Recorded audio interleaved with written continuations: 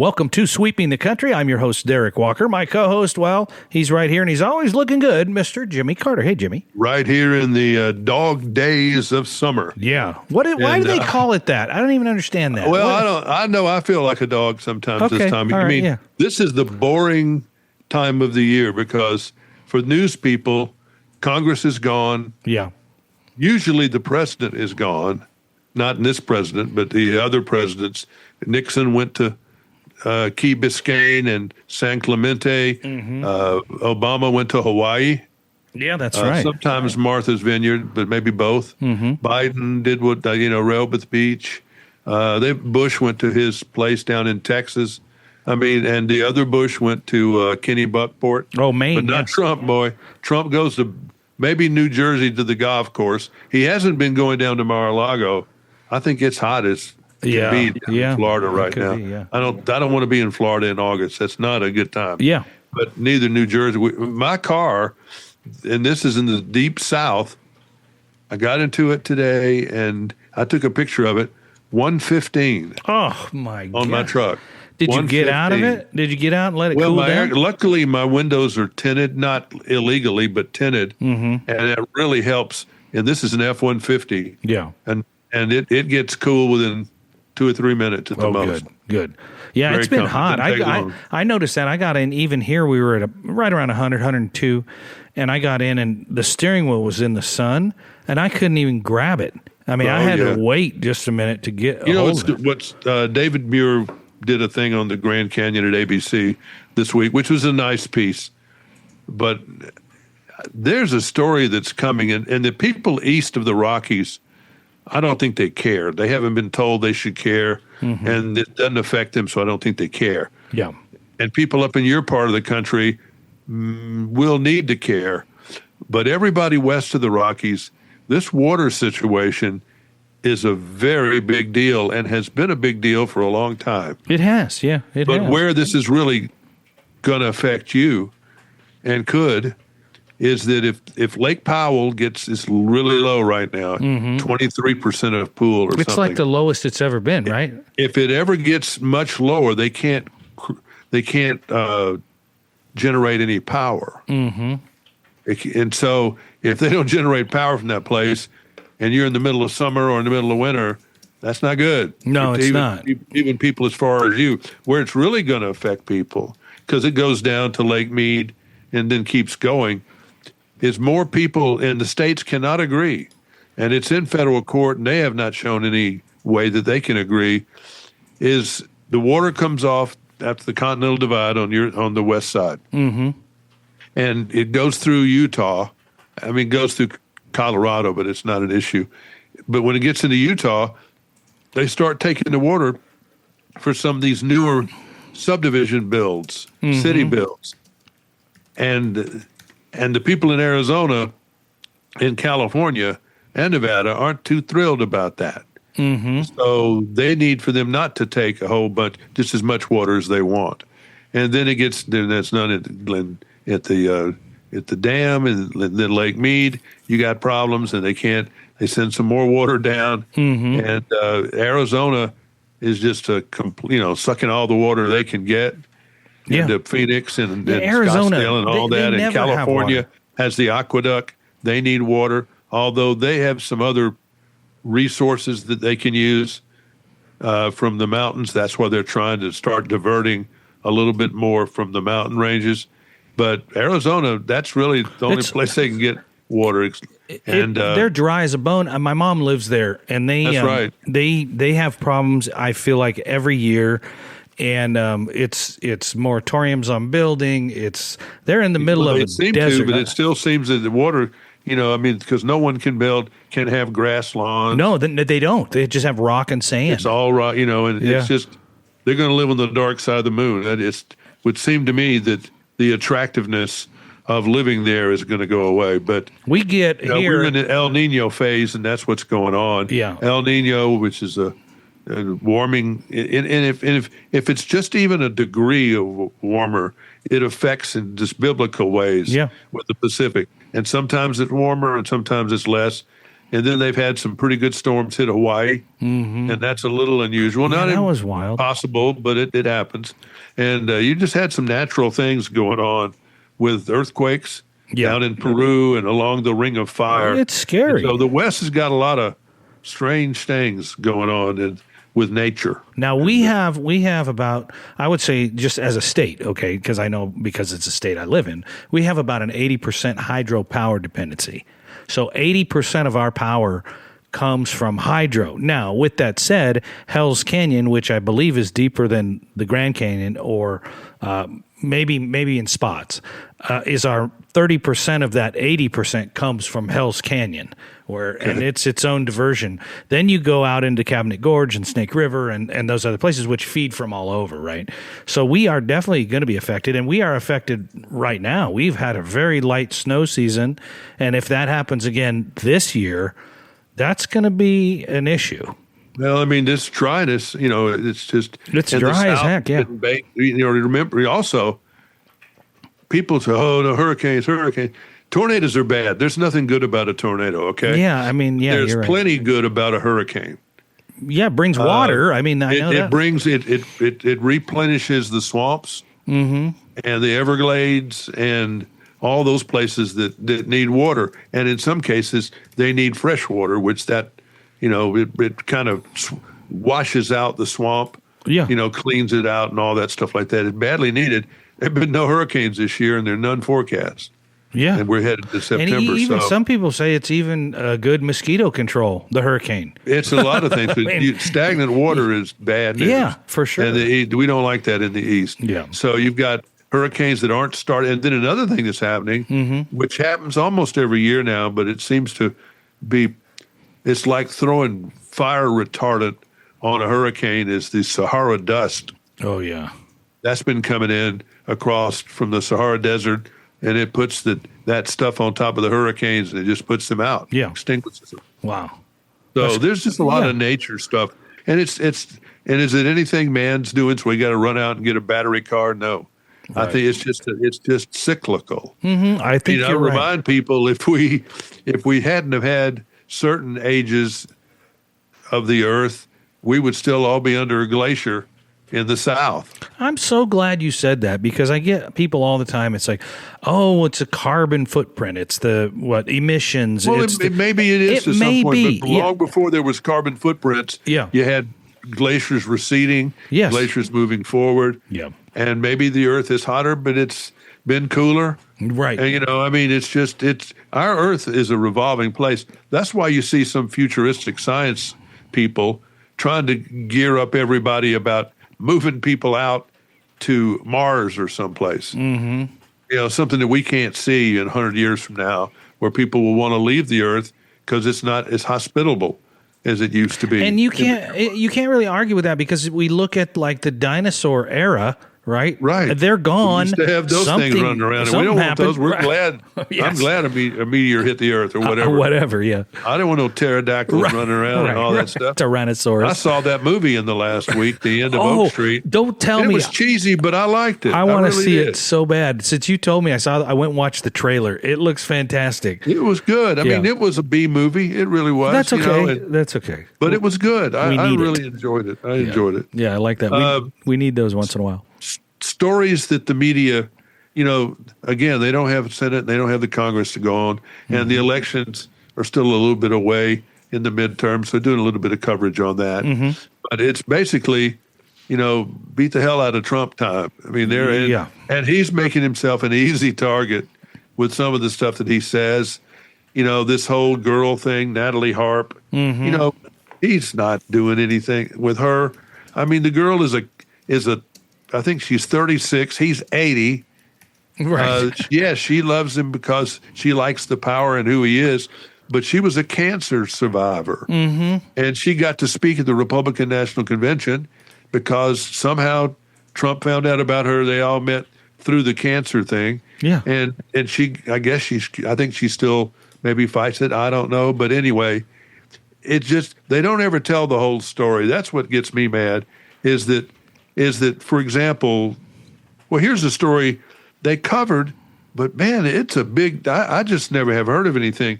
like this Penn State fraternity cocaine ring that was going on. It seemed like they'd hit the story once.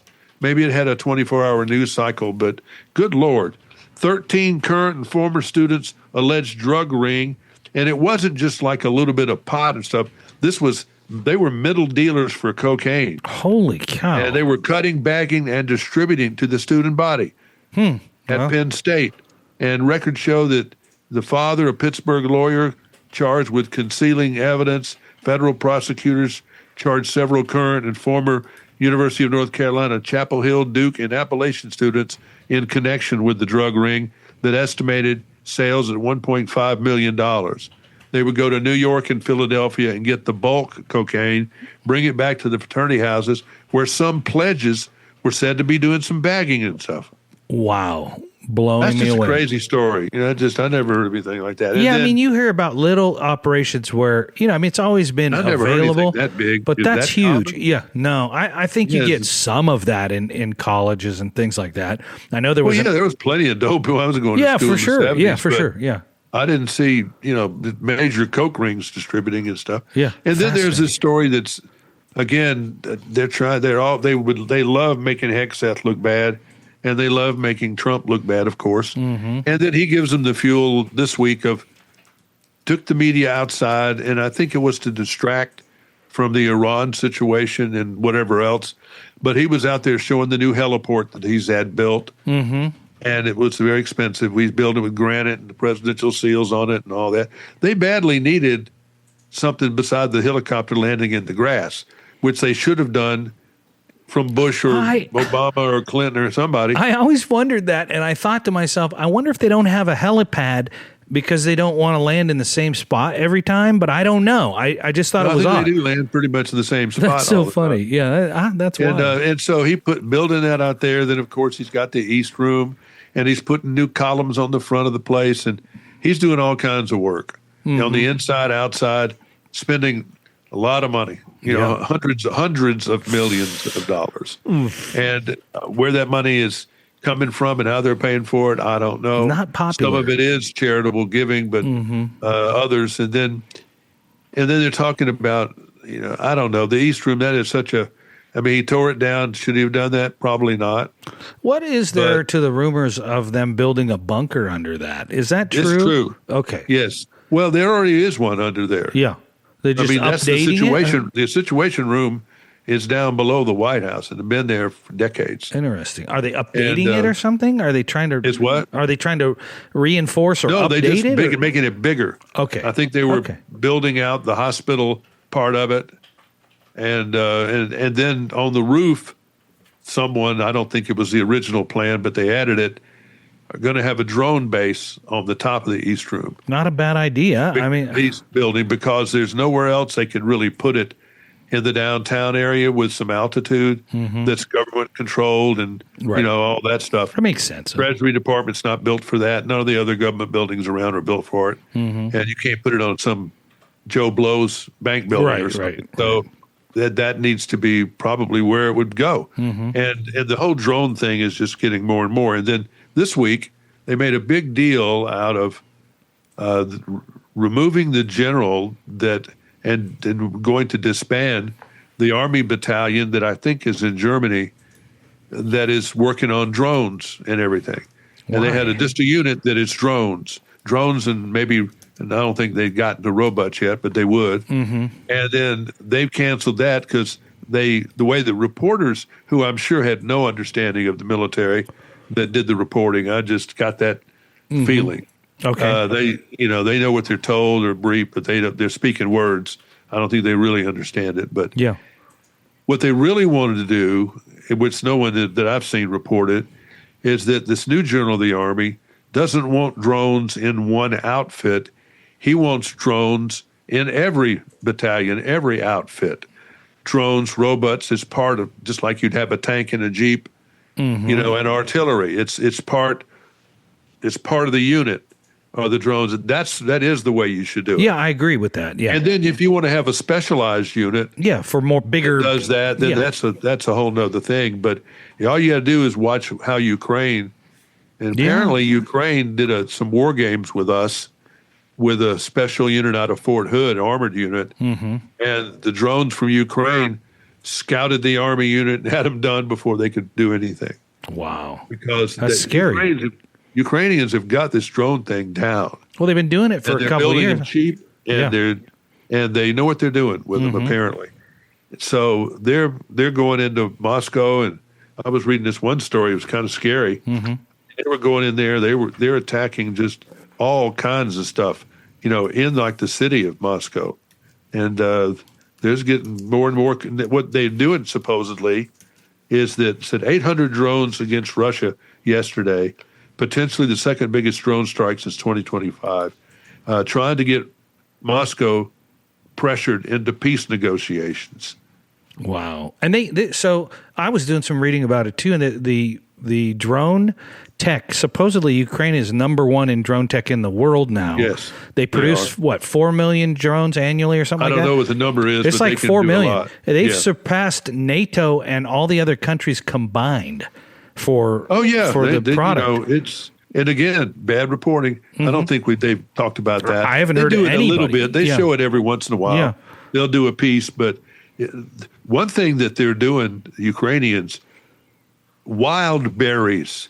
Wild berries is the Walmart of Russia. Okay. They have one. And they have destroyed $10 billion in goods and property.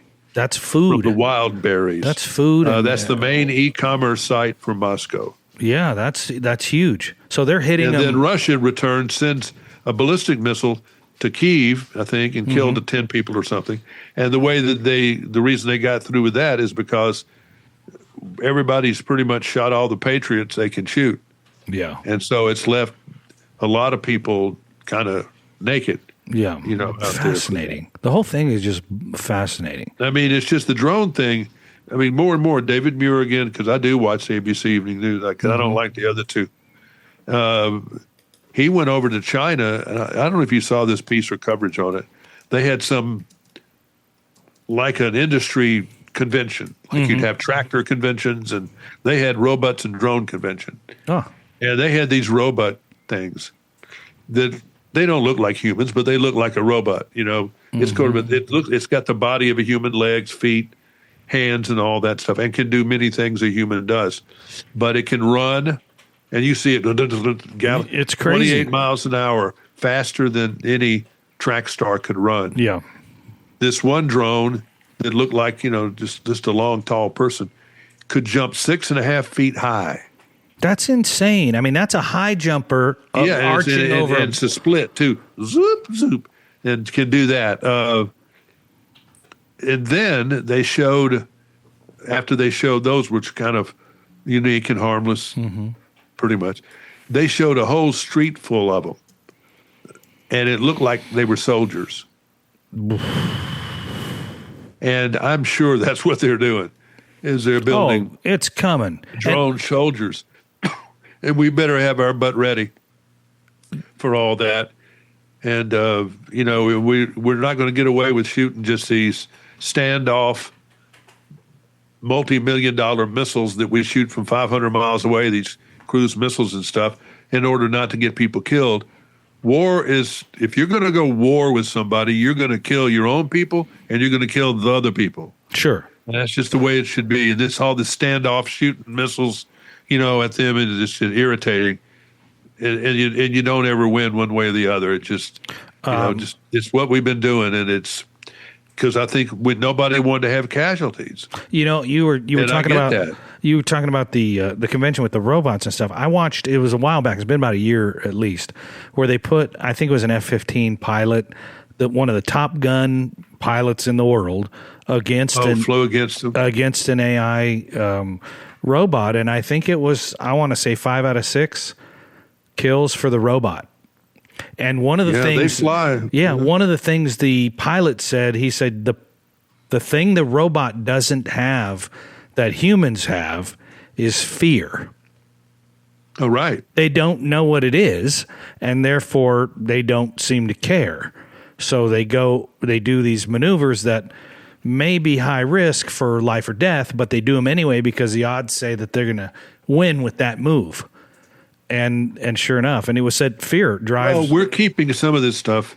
All right, what's keeping them from developing a 10,000 man, army, army of that, because we are so far ahead in things like submersible drones. Ah, okay. And we've got them out there lurking in their oceans near their place, and we can blow up their aircraft carriers or anything else with these unmanned submersible drones. Crazy. And so they know that, we know that, and it keeps things calm. That's the only thing. I think that's the main thing that keeps us, everybody safe, is because we have the United States Navy and these submarines that stay down forever. They're loaded with the nuclear weapons. Everybody's got them. Russia's got them too. And we know that it's suicide.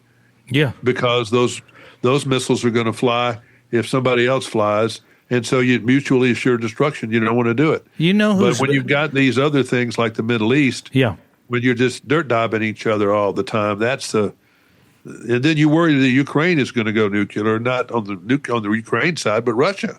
Yeah. If they're going to go up there and start hitting the Kremlin or something. Yeah. Or North Korea lately. I mean, I was watching the deal the other day on North Korea. We're doing our exercises with, South Korea right now, and North Korea is firing missiles, and they're showing that they have this range capability.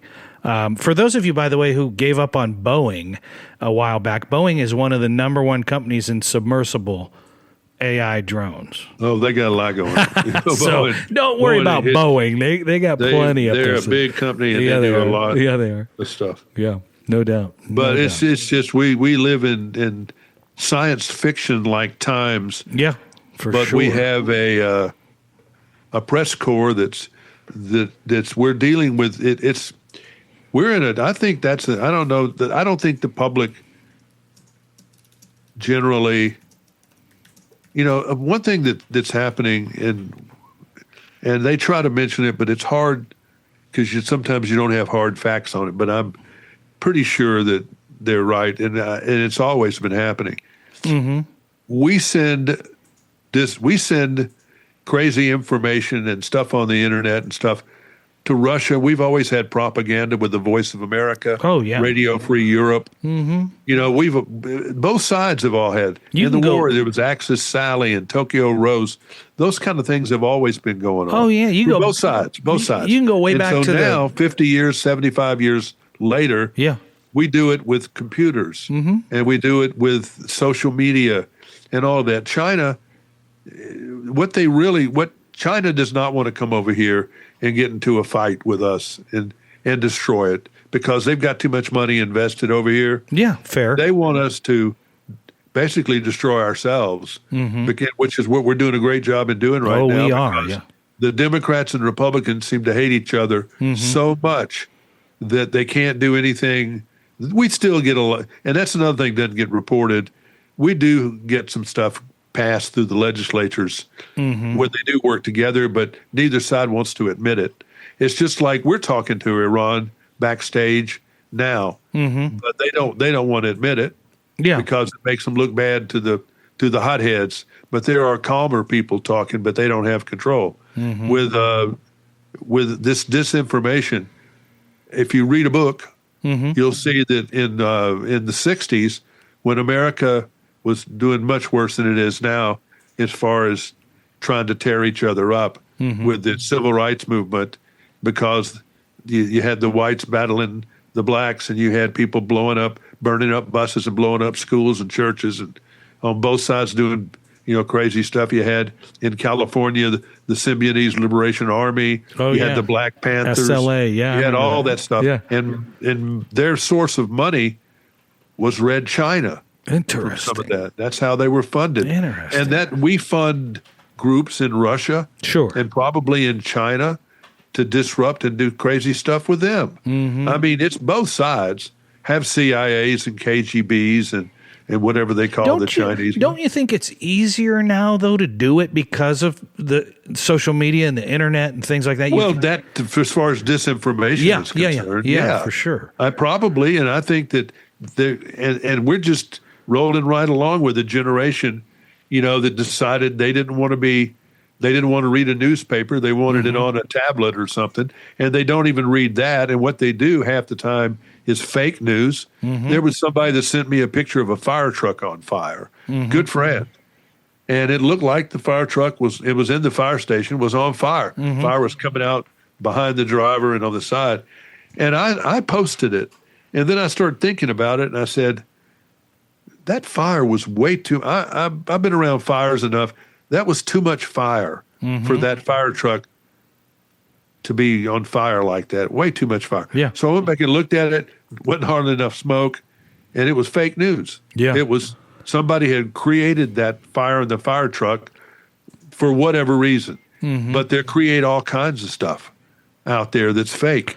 And there's no way to apparently no police, internet police, because of the way the internet has been set up. And there's just a lot of crap. And so so the newspapers all started dying out. And then the ones that were left, started politicizing where their coverage is tilted to one side or the left other. Or right, or left or emotional. right, mostly left. And same way with the national news media, mostly leaning to the left. And then the nature of people who work for those organizations, when they come from Eastern schools, the ones that are supporting the whatever his name is, Al Fayed up in Michigan, if you look at the demographics, many of those are educated white women that are the demographic group supporting, up here supporting a lot. And it's the educated people that, are the ones that become compassionate and do some of that. And then you've got the others that are, I don't know. It's very confusing, and it's an upper level course in college, but it's we've got to get a hold of. We need newspapers. We need journalism. We don't need crooked journalism. We don't need fake news. We don't need journalists that all they seem to care about is whether President Trump is having an affair, which he's not, with a 36-year-old woman. He's 80. She's a cancer survivor. She is certainly loyal to him.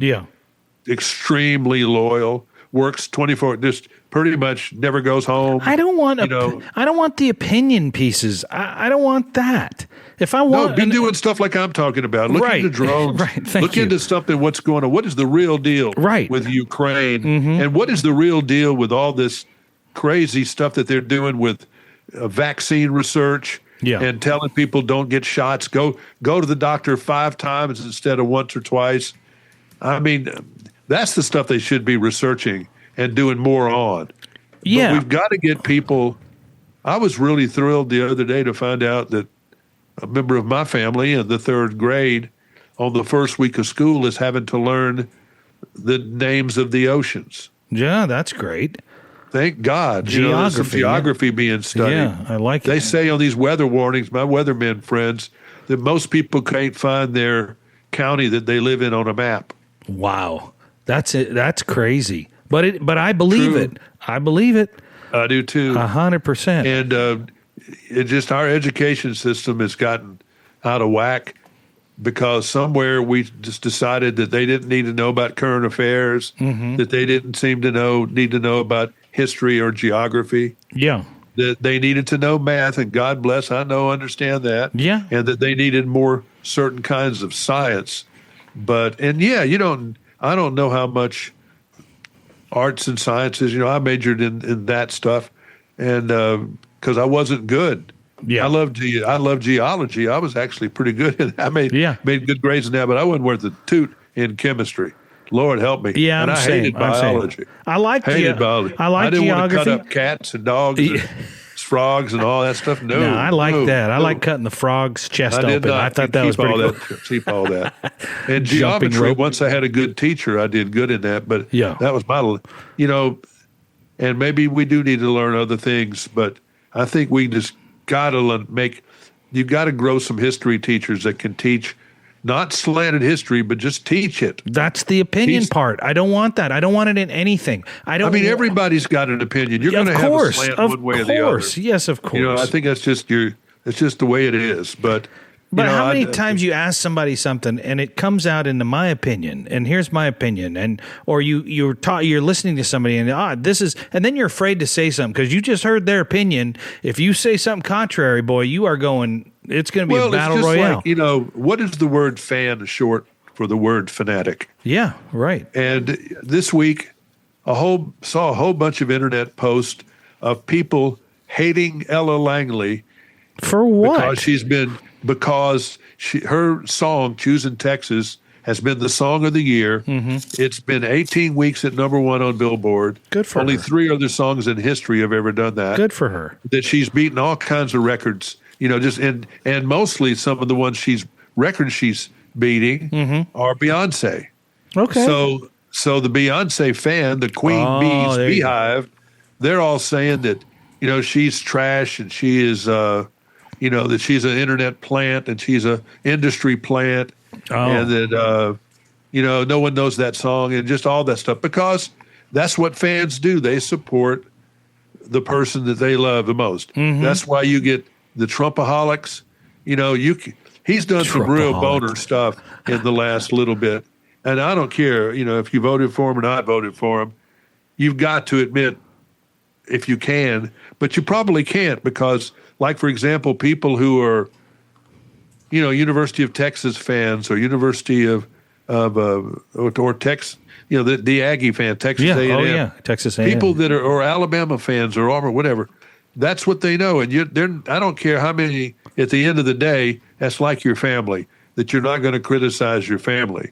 Yeah, that's fair. The same way with Trump, he's like family to some people, and they're never going to criticize it. I have not heard Trumpaholic ever. I think that's hilarious. Well, it's just like Quinn Beaholic, and then you've got. I don't think you have any Bidenaholics. No, but you have people that are they've got their own Democrats. They're not Republicans. You could probably cut them into 3 or 4 different flavors at the ice cream store. Yeah. The Democrats are all 28 flavors at Baskin Robbins. That's what makes up the Democratic Party. It's all these little slivers of things meet the whole. And they know how to, like bees, they know how to join together like ants, and fly in mass. Oh, yeah. They know how to do that. Republicans, they can't draw a straight line. No, you're right. Or get on the same page. You've got the Trumpaholics and you've got the anti-Trumpers and the never-Trumpers. And it's crazy. It wears me out. I just wish we could be Americans. Yeah. And I wish we'd stop fighting, but don't you think we are? I mean, the public, you and me and Joe Dupree, we are Americans. I think. Yeah, we are all Americans, but what we're given to choose from, unfortunately, it sucks. Is somebody from the far right and somebody from the far left. Yeah, that's true. I can't argue with that at all. And we're not, and even in talk shows, I was Rush Limbaugh was obviously on the right. Mm-hmm. I was told that a moderate talk show host doesn't ever get any ratings, and I think that's probably true. Yeah. The left-hand side doesn't get any ratings pretty much either. There are hardly any – this is a weird statistic. On radio, there are just not many. And when people put them out, they don't succeed. And I think – this is my theory. I've thought this for years, and I've engineered probably 3 different very popular AM talk radio shows. And what it seems to be – and the last one I was at was extremely – apparent and obvious. There are the people that love the show, they love the topics, they love being on the right-hand side of the aisle and rah, rah, rah. Then there's a whole nother group that listens just to hate on it. And they call and they say you're stupid and you don't know what you're talking about. And yeah, you see that on social media too. If you put something out there that seems to be pro-Trump, or even something if you criticize, if you say something like he was going off on these flag poles that he got. They're the best flag poles. Yeah. They're a certain design. They're guaranteed forever. And whatever. Blah, blah, blah. Yeah. He went off and on about he did 5 minutes on flag poles. That's too many minutes. And that was not exactly I think he maybe hasn't I think he's trying to divert attention from Iran by doing some of that. Yeah. That's some of the Steve Bannon's world that he gets you to flood the zone and get your mind off of. Even the Natalie Harp thing is something. It could be I think that's her name. By design. Is to get you and your attention away from Iran and that cluster screw. Boy, you're right. You're right on the money. So, I mean, they're manipulated in their own way too, but it just still. It's crazy. It's just disturbing, that we're so, and I think because Trump makes people so angry, it's just the electrical law of equal and opposite reaction. It's created the people on the far left to compensate for the people on the far right. And, we're not going to have any moderation for a while. But it all boils down, because we're coming up on the, 25th? No, yeah.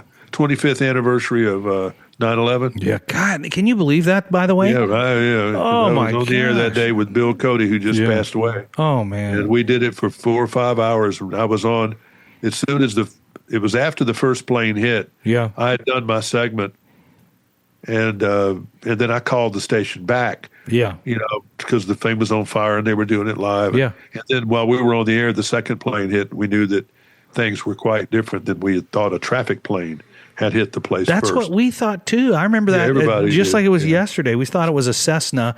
Maybe a pilot had a heart attack. Yeah, somebody or something doing like traffic reports up there, and or even an airliner got off course because they fly pretty low. On the Hudson River, and they gotten off course and hit it or something. But anyway, just that whole 25 years. Wow, 25 years of that.